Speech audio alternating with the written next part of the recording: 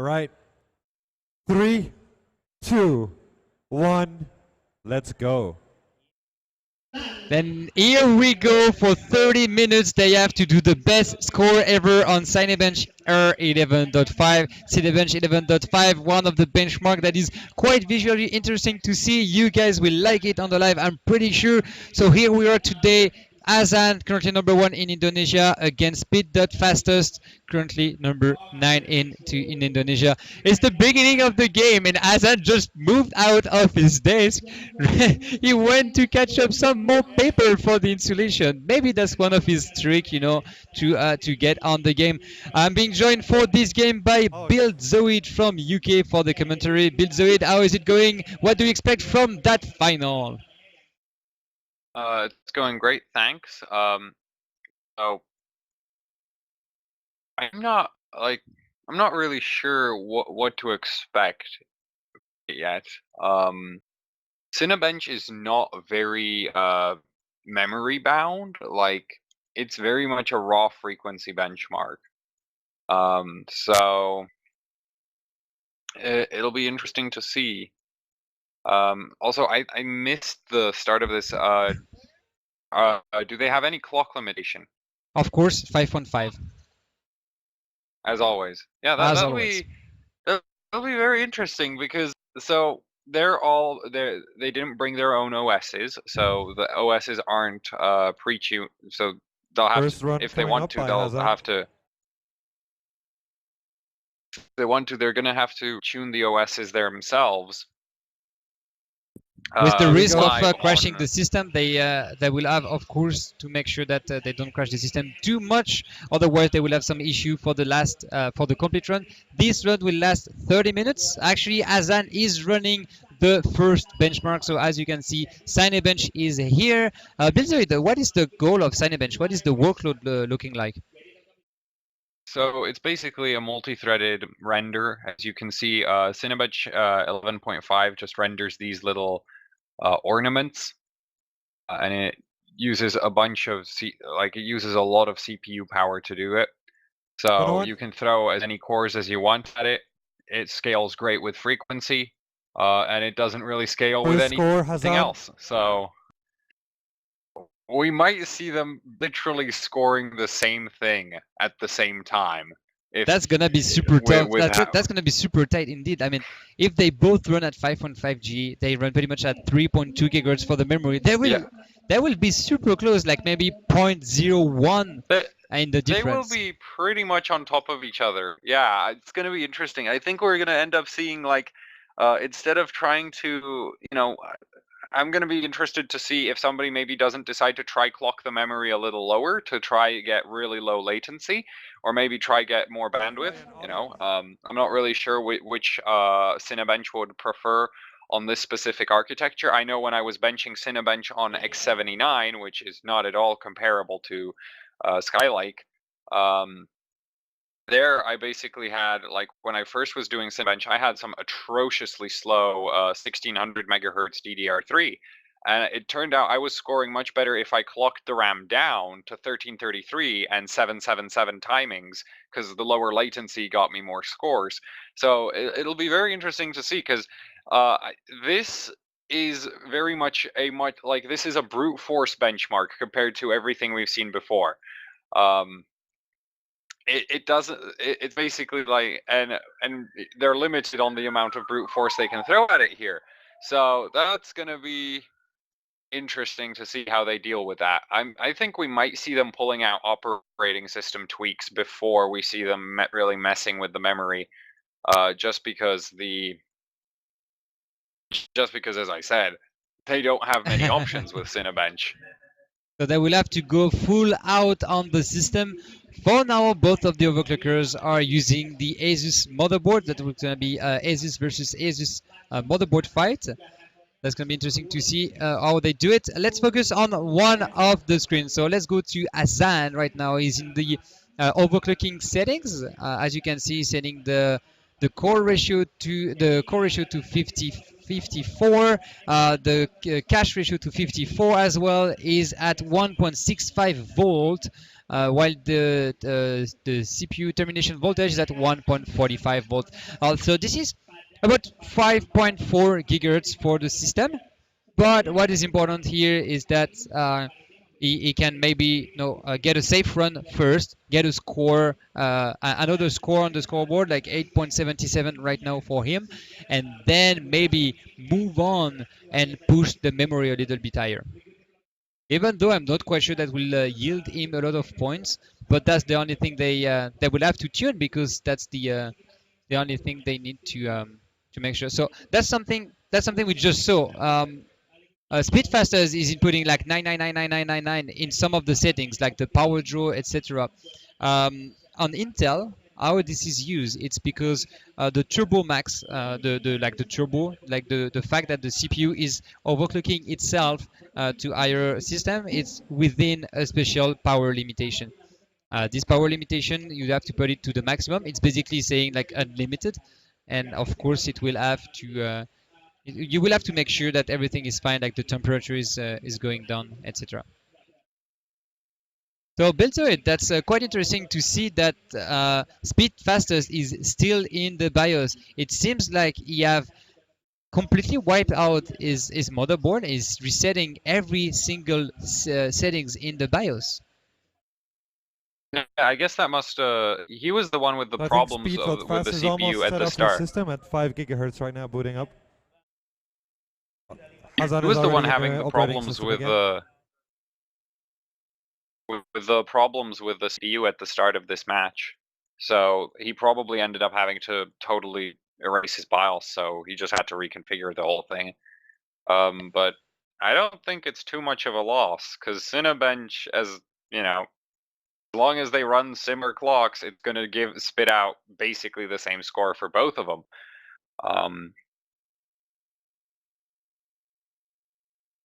So he didn't choose to actually have extra priority, which is interesting, because extra priority does help Cinebench score a little bit better.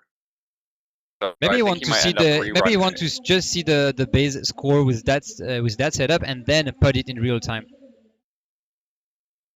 Yeah. Also, Even running it though, twice actually will. Even even just though, running it twice without real time would yeah. help alone. That alone would help. So So Hazzan benching for his second score, Speed.fastest still in the BIOS, tuning in the memory, adjusting the sub timing and tertiary timings. Score coming in from Hazzan. Oh my god! that's i7 territory. So we will need to open CPU-Z. So check what he did. He benched at 5.4 gigahertz, did 10.49 points on the scoreboard, and then now is just increasing by 1 the multiplier, changing the priority. So he's at 5.5 gigahertz now, removing the useless background process, doing the tweak, putting the board on the side, opening CPU-Z to check that it's not above 5.5 gigahertz, give or take 10 megahertz. So yes. So Hazzan is trying out a special technique to run the benchmark. So this is really interesting, because when you set Cinebench to real time, it doesn't render anyway, so I don't see how moving it off of the edge of the screen would help. But still, interesting choice. That is Also, by doing his first, doing his first run on 5.4 actually made sure that his first run would pass almost. Evidently he's running settings good enough What's for the temperature 5.5. of Hazzan's system? So, oh, there we go. It finished. 10.67. 10.67 points. So improvement again on his score of 10.49, now 10.67. He's at 5.5 gigahertz. His memory, I didn't catch up quite much the complete details. He's taking his time. That's actually interesting to see. Look at this. He's just looking at the screen. He was looking at the feedback from the live, and he was like, "Yeah, I'm interested."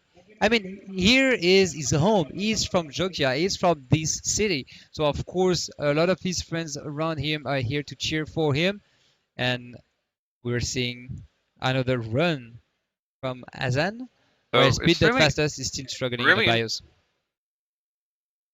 interesting thing about Hazzan's run is I just did a quick calculation and he's just under linear scaling. So if his CPU was scaling linearly from 54 to 55, he would have been scoring around 10.68 and he's just under that at 10.67. So that's what I said about Cinebench being super brute force. You throw more frequency at it and it basically scales 1-to-1 with it. Also interesting thing, if you have Cinebench slightly unstable, what will help the benchmark score better is shove more voltage in it, and that'll sometimes pull your score up. So, yeah. That was a This is question my on the all-time favorite. yeah. Wait, okay, let's go do the question. There was some question on the live chat that can they not interrupt each other? No, hopefully not. Like throw. Unfortunately, unfortunately, I'm on like a several second delay from the guys in Indonesia, so it's really hard for me to guess when they stop talking and for them to guess when I stop talking. So yeah. That's the trick we have to deal with in this kind of situation. Actually, I'm quite thankful that the live is now stable. Here we Yeah. go for Cinebench R11.5. The first run for Speed.fastest at 5 gigahertz, but is at 3 gigahertz on the memory, 350 on the memory. So we will see Cinebench R15 being used all along this So match.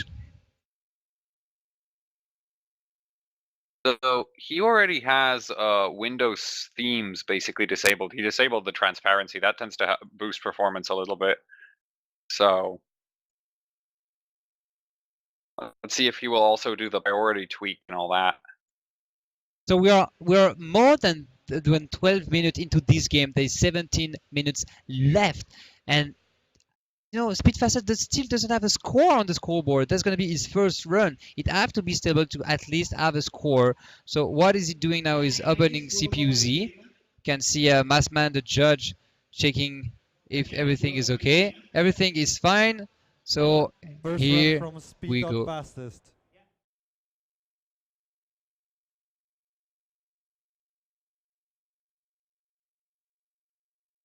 Running Cinebench R11.5, you can see it's rendering. So basically, each of the like yellow square rendering part of the picture is one thread. So one calculation, one thread calculating the for the rendering completely.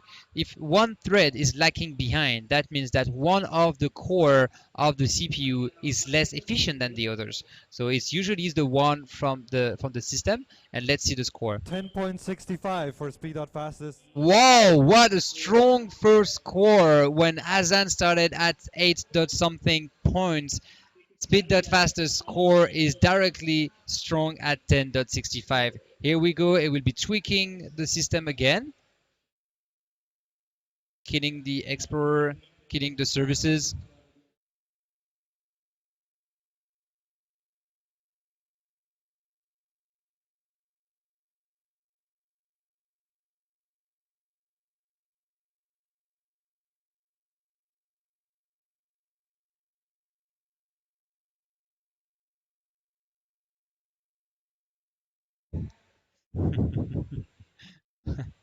So it's better if you guys see the screen. Huh? So what is waiting now is to have, I guess, a cool down on the system. Is actually putting on LN2 liquid nitrogen negative 200C on his system. Hazzan just redid the same score, 10.75. So we'll have to rerun. So Builder, that's what you say. Like pretty much, if you run the exact same way, it will give you the exact same score multiple times. Well, I think he's still not killing as many processes as I would. Admittedly, I never really tracked which processes gave how much of a point increase. So Cinebench is actually one of the first benchmarks I ever ran. I fell in love with it super quickly because it's a brute force benchmark. It's really easy to deal with. There's no weirdness with it like with some of the older benchmarks or Super Pi where you have to run it on XP with a very specific theme and that. So Cinebench is very simple. You choose whatever OS you want, you throw as much CPU frequency at it as you can, and you just slim down the OS as much as you can. On hyper-threaded CPUs, there's actually an interesting thing where if you reallocate all of your Score. and I'm not sure if this works always. Oh, we got a score. Same score again. Yeah, so now he's going to have to really start digging into the OS to start getting some progress on those points. Yeah, so some of the weird thing, like the weirdest thing I saw with Cinebench for me was when I decided to just take every single process that wasn't Cinebench and put it on one of the hyper threads of the CPU. Like I put it on the very last core, because you can basically tell Windows where to put what processes. So I put them all onto the very last core, and that gave me like a small point increase, but this doesn't apply for i5s because they're not hyper-threaded, so you can't do that. Hey, you know what? There's an interesting trick from Speed.fastest. So what he did is went back to the task manager, killed a ton of processes, and he killed like the XU services, like all the services. And when you look at the like the memory exchange, so that's not the memory used, but that's like the paging file being used. It was at 956 megs in the run before, and now it's at 713 megs. So maybe that will give him a little boost from this 10.65. I guess that if this run doesn't beat Hazzan, it will. If this run doesn't beat Hazzan, it will have to rerun. So yeah, 10.68. But 10.68 for Speed.fastest.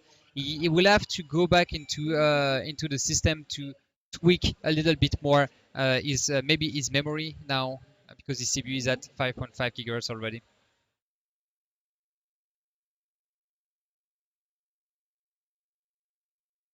Help, no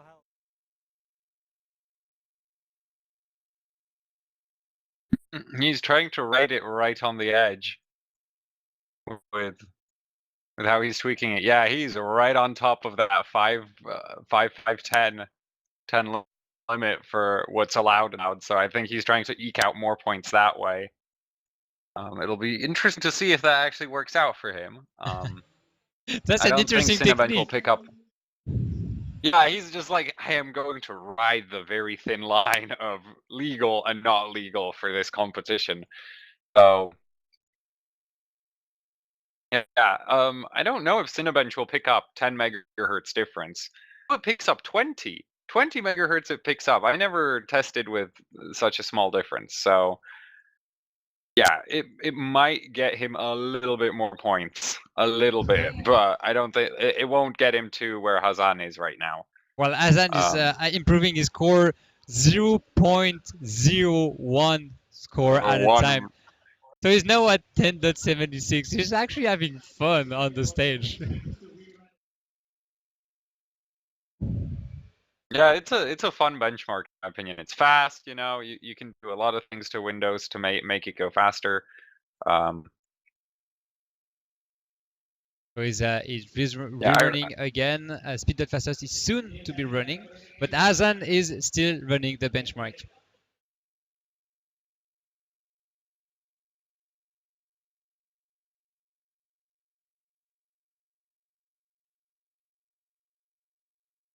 I wonder if we're gonna end up seeing any kind of Hazzan. Interesting memory timings. And that looks like he scored 1075 again. He did score 10.76. I forget. Oh, 1076 again. Yeah, it's a little blurry on my end, so it looked like 1075. Speed.fastest is soon to finish the run. Let's see if he can improve his... Speed has 10.72. 10.72. So it's tweaking. It's tweaking They're gonna be works. right on top of each other. Yeah, they're gonna be right on top of each other in no time because this benchmark just doesn't do. There's not much to it. You know what's funny? If you look at Hazzan's screen, he's rerunning in the same exact position. He's not even moving the window anymore. He's just running and just hoping that the run will be better, like a lucky run, like we used to call it. When on Speed.fastest, he's like moving the window away every single time. Like even you can barely see the run button anymore. I still don't know if that works because, like, when you set real-time Hazzan, priority, the whole system freezes. 10.78. And I like to think that my Cinebench efficiency is pretty decent. So, and I've never used this, so I'll have to test this out for myself because I don't use this, and if I'm losing points for something this silly, then hell yeah, 10.72 I'm again. copying it. Speed.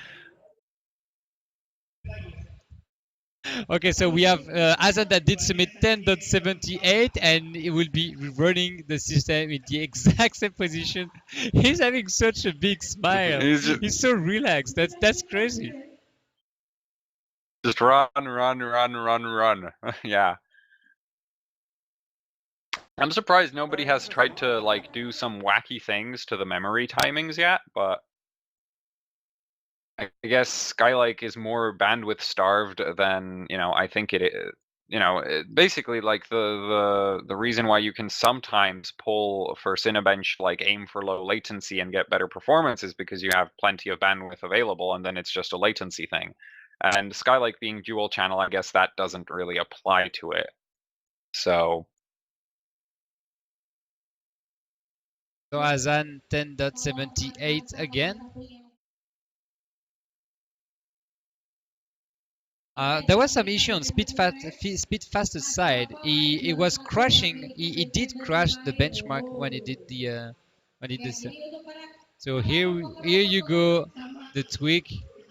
Both of the both of the overclocker are doing it. right, he's going for smaller. So let's see if this will yield them some point. Hazzan is 0.06 point in advance of Speed.fastest. That's gonna be interesting to see the score there. Okay, sorry guys, this benchmark is supposed to be visually fun to have on the live, but this is definitely not the way the guys choose to play it today. The goal for them is to have the best score they can, so everything is allowed here, as long as you don't change the workload of the benchmark. 10.78 for Hazzan again. Maybe we'll reduce. 10.73. That's awesome. This benchmark, really awesome. Like, adjust window size, get extra points.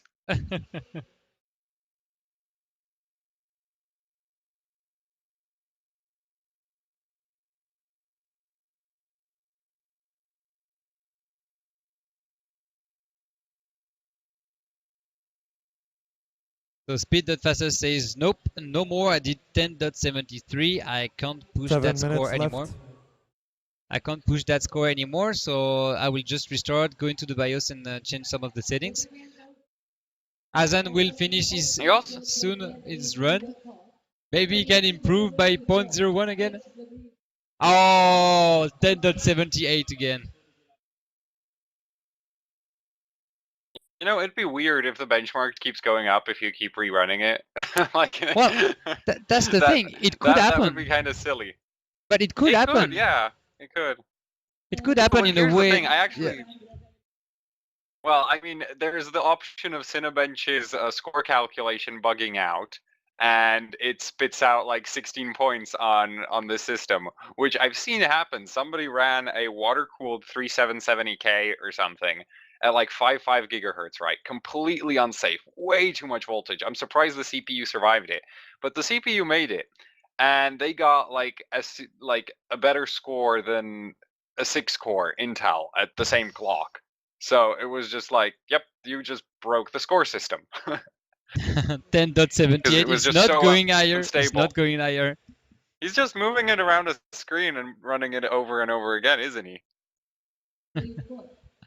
Oh my god. He's really trying. But that's weird because he's in the lead now. So I don't know what he's expecting to happen. Maybe he's expecting to have just one, strong rerun. Now we'll see if the tweak actually does anything. If he gets 1078 again, then that whole thing with the little window and moving it all over the place doesn't do anything. So let's see.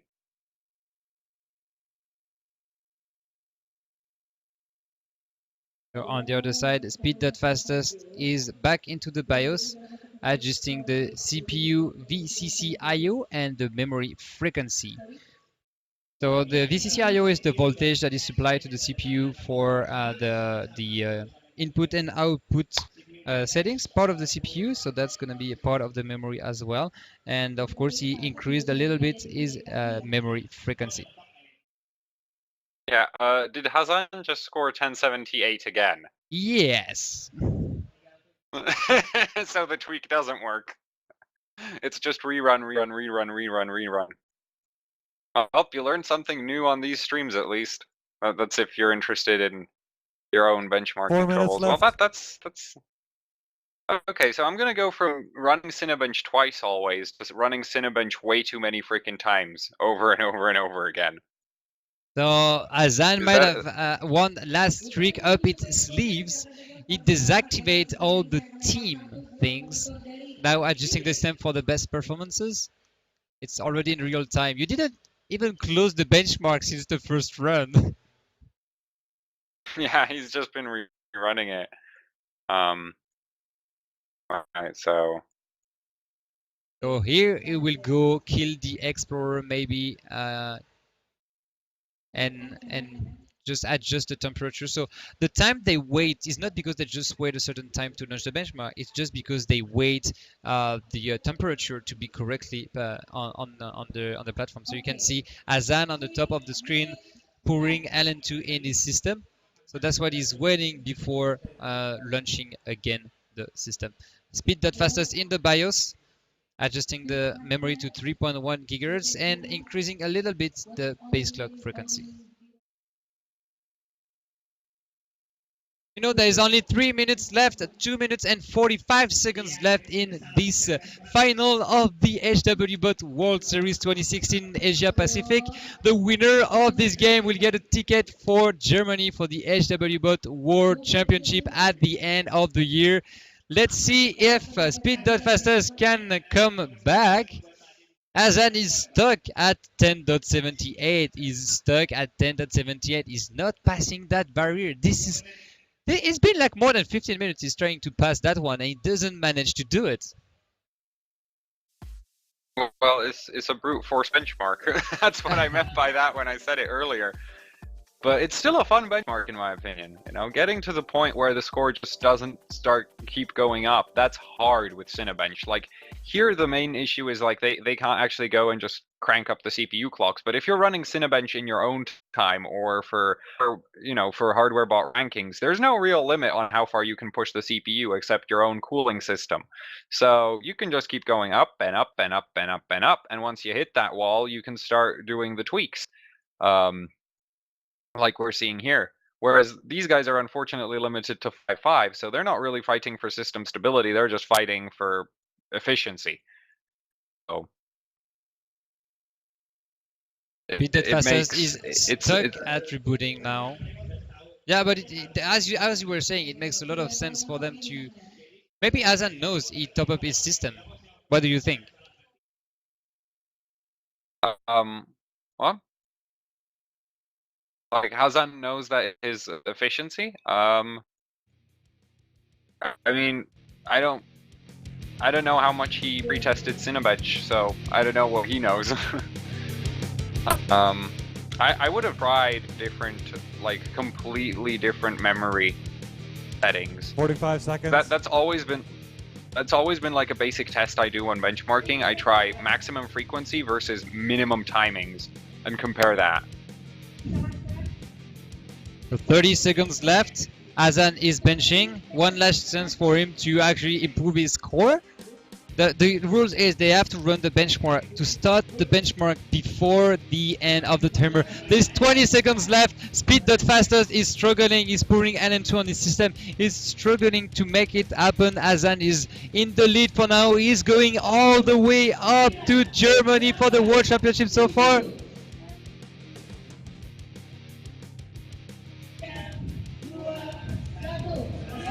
And here we go. Congratulations to Hazzan. Hazzan is going to Germany. He's the winner of the last remaining golden ticket for the HWBot World Championship. GG. Congratulations, Hazzan. You're #1 in Indonesia, and you will have to defend your title in Europe, in Germany, in early December for the HWBot World Championship. Congratulations again, Speed.fastest. Congratulations on displaying a great amount of skills here.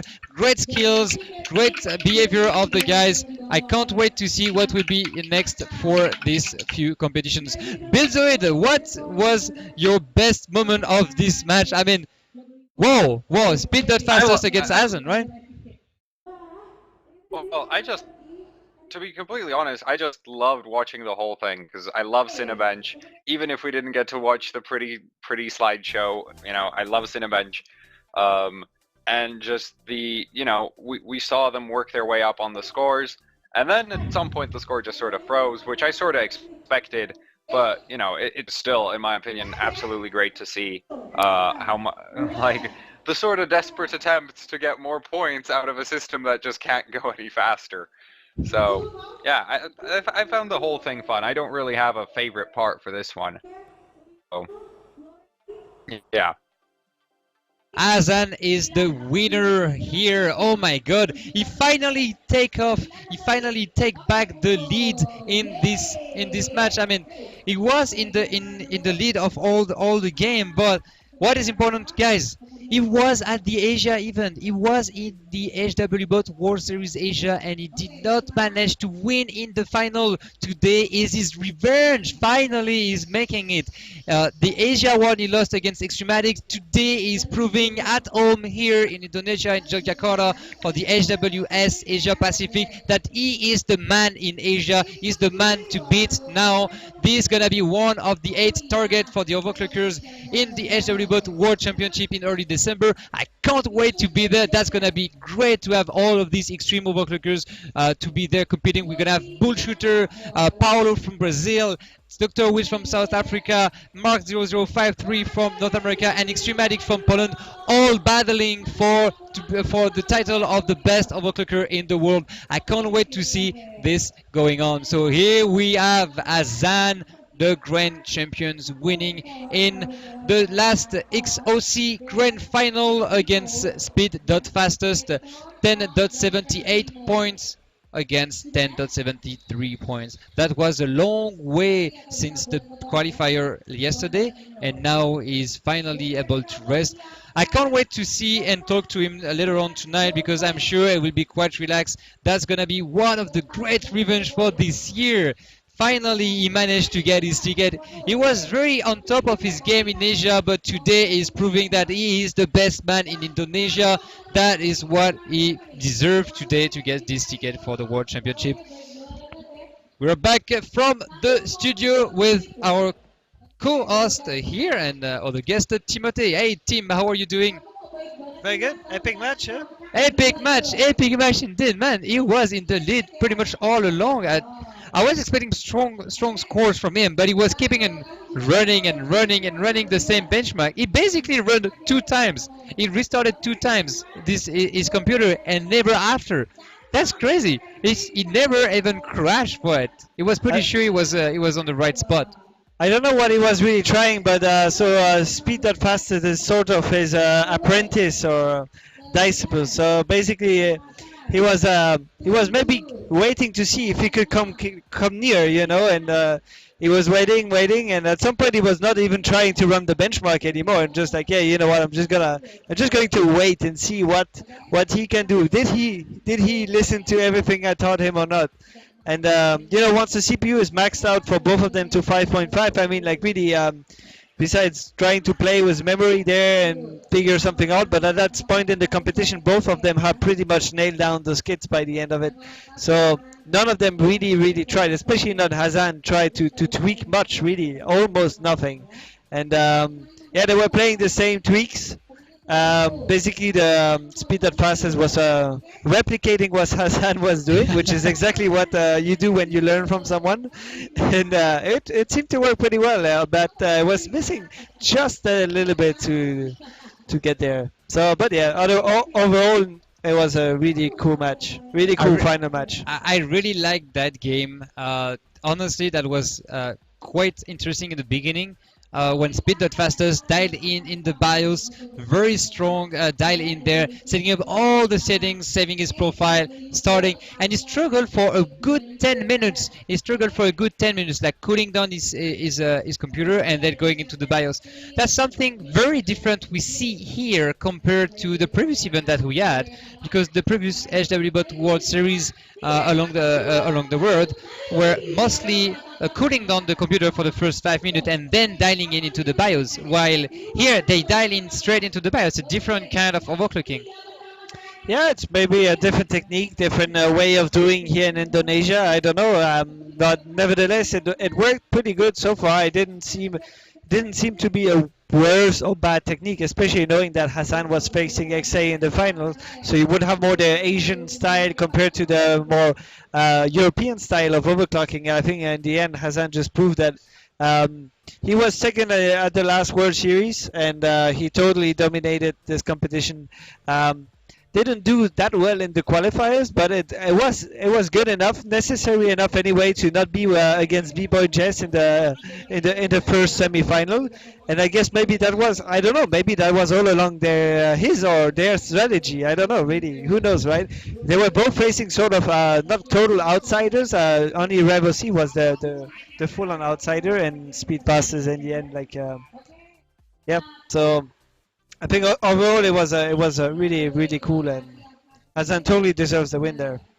Totally deserved that win. He was pushing so hard for the past few months in the overclocking scenes. That's quite interesting that both of these guys, you say that Speed.fastest was the apprentice of Hazzan. They both used Asus motherboard here today. They used pretty much the same board, the same revision of the BIOS as well. So they're pretty much on the same game. But that's a thing. Even though they use the exact same system, there's always a slight difference within the overclockers. Of course, the hardware is quite similar, but the overclockers, the way they do it, what kind of tweak they do, what kind of setting they choose will impact on the benchmark. This is why this is a true esport nowadays. The only difference really here was the hardware was Speed.fastest was using a Gene and Hazzan the Impact. That's the only difference. But they were both pretty much on the same base. Same CPU, same memory, same brand of motherboard, same PSU, same technique. And still there are some little score difference. Do you think that the choice of them going either into the sub timings rather than the raw frequency did impact a little bit on that game? I don't know really.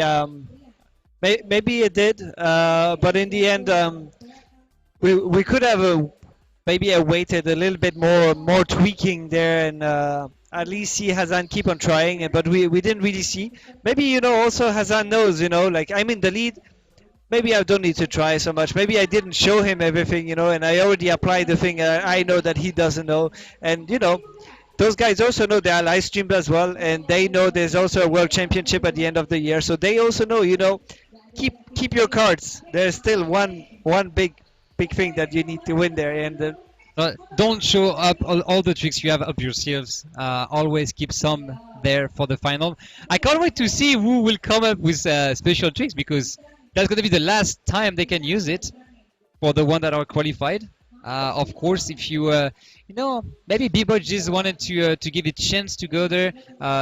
Finally, he ended up third. So let's have a look at the scoreboard. The final bracket system that we have is actually back in the complete competition here. So the first semi-final was Speed.fastest against B-Boy Test. That was a good surprise to see Speed.fastest winning there. Quite Yep. impressive. Bibodet was quite confident at first, but then within the game end up lacking 102 point behind his opponent on Geekbench 3 multicore. Then the semi-final number 2 was Rev OC, completely outsider here. He didn't even use his own motherboard because he didn't add one for the CPU. Against Hazzan. Hazzan won by 600, a little bit more than 640 points. Of course, the bronze final, so Bibojet against Rev OC. That was a tight battle, very tight battle, 110 point difference between the two guys out of almost 19,000 in total. And of course, the grand final that just finished now, Speed.fastest against Hazzan, and there is 5-point difference between these two on Cinebench or 11.5. We saw a lot of tweaks, we saw a lot of tips for everyone that want to have a better score at Cinebench 11.5, reducing the windows, hiding the window, tuning into the system, removing some process. That was quite fun to see that. I was saying to the guys before on the live, yeah, that's gonna be a fun one to watch. You can see what's going on. In the end, the goal is for them to have the best score. Yep. So now what we just need to see is a nice little award ceremony with some awesome prizes because those guys deserve that. I'm looking forward to see Hazzan in Berlin. That's a big prize. It's a trip to the capital of Germany where he will be facing the other top 8 overclockers in the world. Really, we've went. The magic about this the World Series is that in opposition to competitions that we've seen in the past where it's an online qualifiers or sets of qualifiers, this one really tours around the world, so it gives a chance to everyone to more or less fly out to one location in their region more or less and be able to battle it off against the other people of their region. So we were in Brazil, we were in South America, we were in North America, we were in Europe, South Africa. we were in Asia as well, and now we are in Southeast Asia for this last qualifying stop. And I mean, like, we've seen some guys attending 2 events. For example, Dan Cup, we've seen him in both the Asia and the Europe one. Hazzan, we've seen him in the Asia and the Asia Pacific stop. And so it gives you the chance to have more than one chance for it, really. And by the end of it, we end up with the best of the best, right? And that is what is really going to be very nice for the finals. It's going to be a very nice selection of overclockers. I can't wait to be there. Honestly, it's going to be like 2 or 3 months away from now, and I can't wait to be there. There's going to be quite intense battle for all the overclockers. Let's take a few questions from the live chat from you guys that did watch this live stream all along today. There was one that was saying, I can't remember his name, Zooks Piketty. I want to see air cooling competitions go OCTV. Well, basically you can do this 1 versus 1 type of competition with pretty much anything, any kind of limitation. We do anyway. The World Series, the amateur part of the competitions that we do here for the World Tour are air cooling competitions. Really, they are not air. It's usually AIO, but we did some of them on air. For example, in Brazil, we were using Intel stock coolers and Core 4770K CPUs, and yeah, it was just working fine. You're just at 80 degrees without doing much on there, and but that's part of the limitation. That's part of the limitation. As long as it's fair for everyone, and it was quite nice as well. In Europe, we used AIOs. In South America, we used AIOs as well. Lanities, we had AIOs too. Yep. But then again, it's very, very similar to what everything else we had. At the World Tour at Computex, we had AIOs. The biggest one I think we had this far, it was like 360. 3, yeah. So those were the biggest one, and it was good we had them because we were benching on Broadwell E. So 6950X CPUs. Right at the launch, people could just go there and bench that like 1700. Yeah. Like, so we've done multiple stuff, and if you're watching the stream now and you're thinking, hey, you know what? Even at air cooling, I would have a shot at this. Well, keep an eye on the HW.org page. or subscribe to the AsiaBot newsletter or create an account there and you will just get the newsletter anyway. We send out emails to all the people that have selected the right regions in their profile there, so you get an email when you know the World Tour stop is coming to your region or someone close to you in the coming year. So next year there's going to be way more stops. That's the thing. Like 2016, the World Tour, it's over. The last stop is the World Championship. That's gonna be the grand final for all the best overclocker in the world. So when will be the next time we can meet any of these guys that want to do it and learn from their peer? So it's going to be next year we plan for more events. So this year in total we have about 7 events. Next year we're looking at 10 events at the moment. We are going to probably do most of the ones that we did already this year. So for example, Gamers Assembly is already confirmed in France. We have probably South Africa is confirmed as well. Computex most likely confirmed. We do it every year since 3 years. There's no reasons we're stopping. We are looking for something more in the US for CES eventually somewhere very early in the beginning of the year. Surprise, wink, surprise. There will be also some other stops. We are looking, for example, candidate locations that would be either India or Iran or locations around the Middle East because there's a lot of overclockers there and sadly for them, there's not really any high-profile tournaments there, but there's some great talent, so we need to go and get them. We're also looking also for Europe at one more location that will be more east. Like when I say east, I say northeast, wink wink, and this one is pretty much almost confirmed, and if it's the location that I'm looking at the moment that gets to be confirmed, it's a location that actually we both already went there in the past, Striffman. And I think would be quite interesting to see. And it's going to be a very nice one if it's the case. It's going to be a fun stop with very strong overclockers in that region, and I know for them flying out to Western Europe and Poitiers in France is quite far, so I can expect that the northeast or Eastern European stop of the World Tour next year is going to be having a lot of success as well. So that's going to be truly worldwide.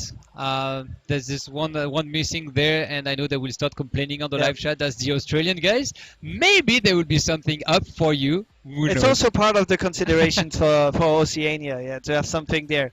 There's also overclockers in New Zealand. Of course, we're not going to go to New Zealand, but you can fly to Australia. I know there are some very nice flights.